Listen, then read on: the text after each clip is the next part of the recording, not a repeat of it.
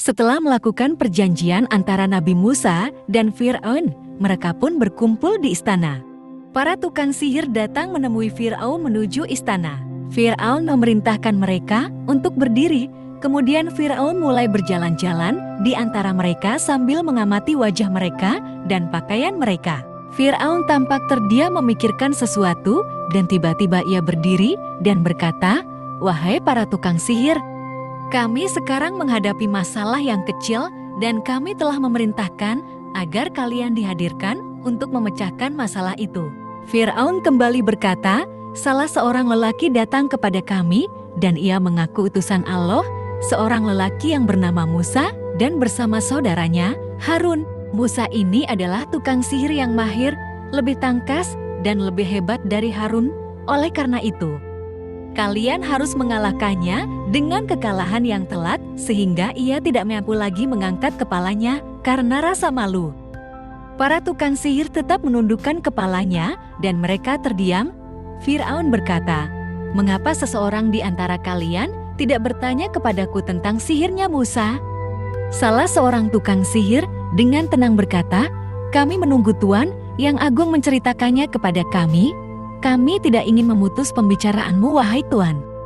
Dengan nada marah, Fir'aun berkata, Musa melemparkan tongkatnya dan tiba-tiba tongkatnya itu menjadi ular yang sangat besar. Lalu ia mencabut tangannya dan tiba-tiba tangannya menjadi putih yang menakjubkan orang-orang yang melihatnya. Salah seorang mereka berkata, "Hendaklah hati Fir'aun senang. Ini adalah permainan kuno, permainan tongkat yang berubah menjadi ular. Sesungguhnya itu hanya sekedar imajinasi yang menipu orang-orang yang melihatnya, yang seakan-akan ia bergerak, padahal ia tetap di tempatnya." Fir'aun berkata, "Aku tidak ingin untuk memasuki perdebatan sekitar masalah pembuatan sihir. Yang aku inginkan agar kalian mengalahkan Musa. Kami telah sepakat untuk bertemu.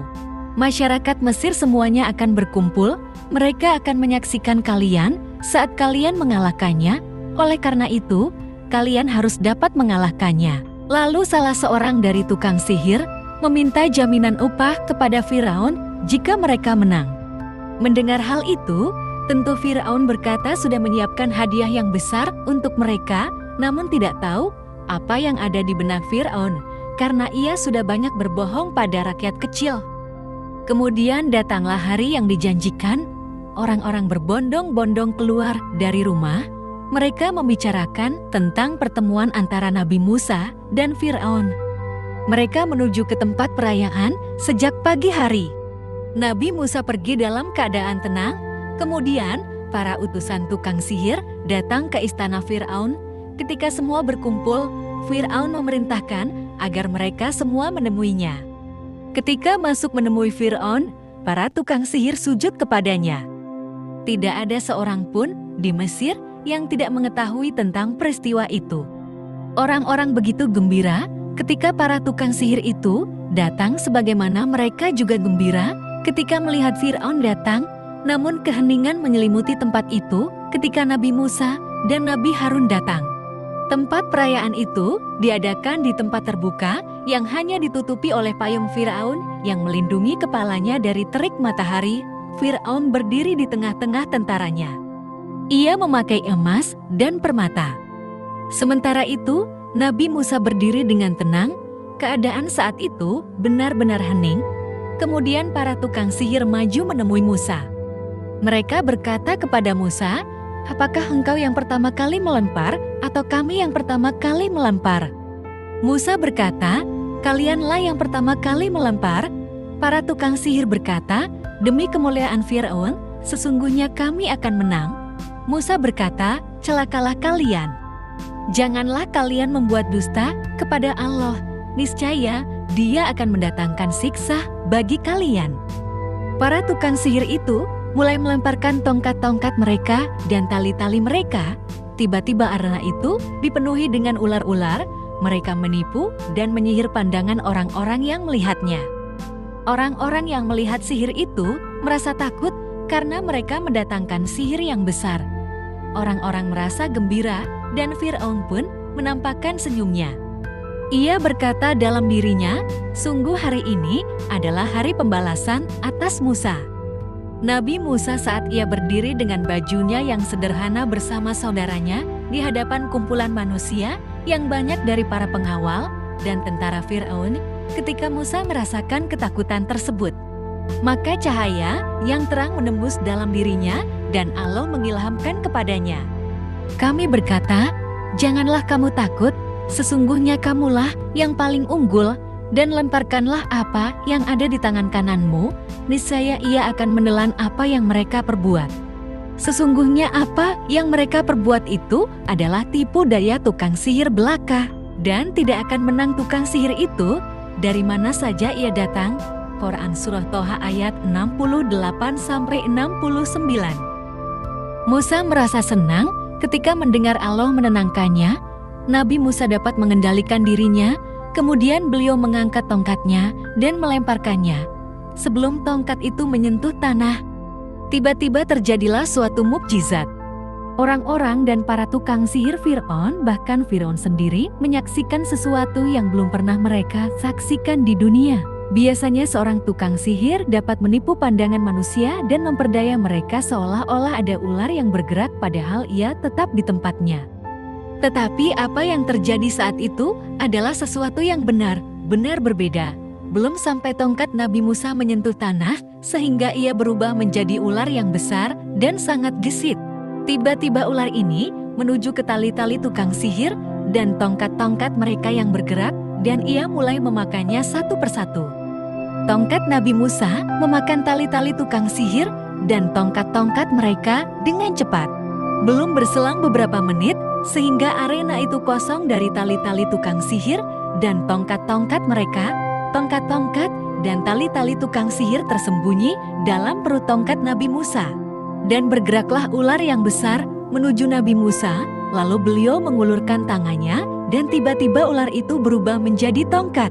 Para tukang sihir mengetahui bahwa mereka bukan di hadapan seorang penyihir.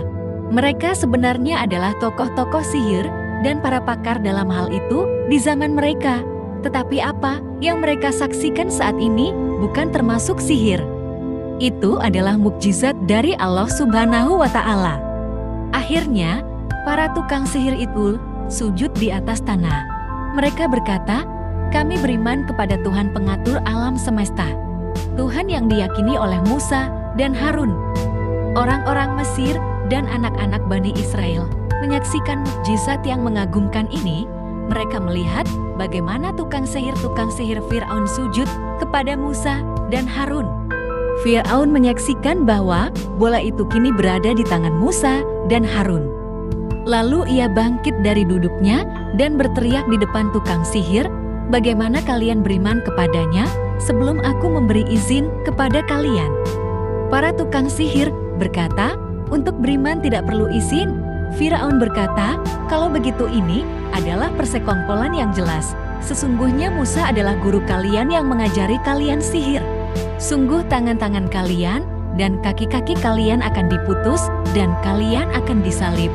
Sungguh ini adalah persekongkolan yang jelas." Para tukang sihir berkata, "Lakukan apa saja yang kau inginkan, hai Firaun. Kami tidak memilihmu dan kami tidak mengutamakanmu atas mukjizat ilahi ini. Sesungguhnya kami beriman kepada Tuhan kami agar Dia mengampuni kami dan menghapus kesalahan-kesalahan kami. Apa yang Engkau berikan terhadap kami adalah sesuatu yang sedikit, dan apa yang ada di sisi Allah lebih baik dan lebih abadi. Seandainya Engkau menyiksa kami dan membunuh kami dan menyalib kami, maka Engkau hanya dapat menyiksa kami di kehidupan dunia ini.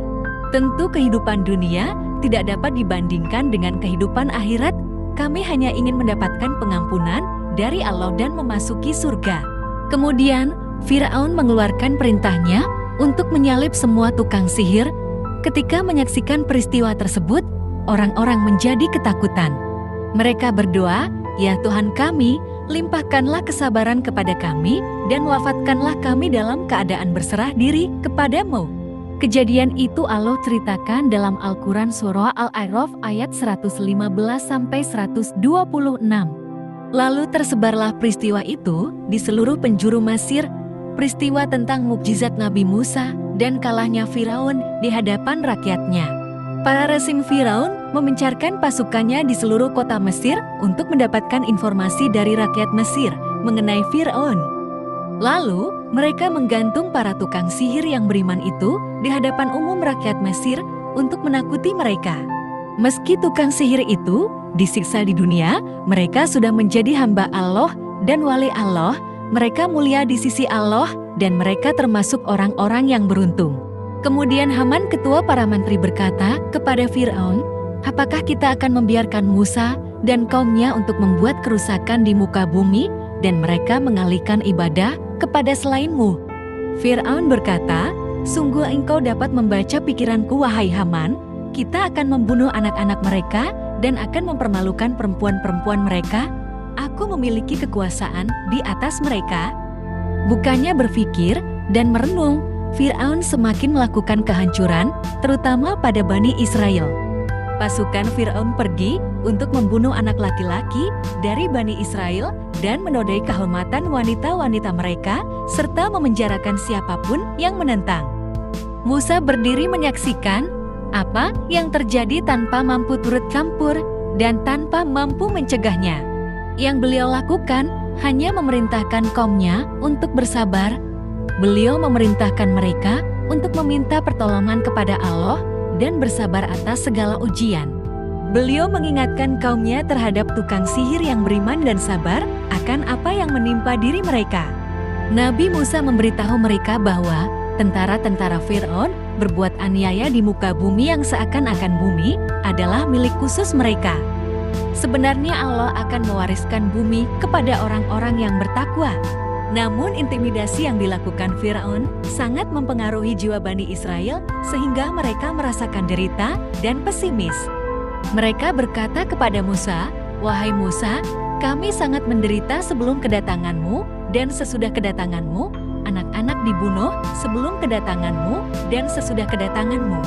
Seakan-akan mereka kecewa terhadap Nabi Musa, bahwa Nabi Musa tidak bisa membantu apapun. Tapi Nabi Musa berusaha menguatkan mereka, bahwa suatu saat nanti Bani Israel akan menang, hanya butuh kesabaran dan kuatkan iman kepada Allah Subhanahu wa Ta'ala.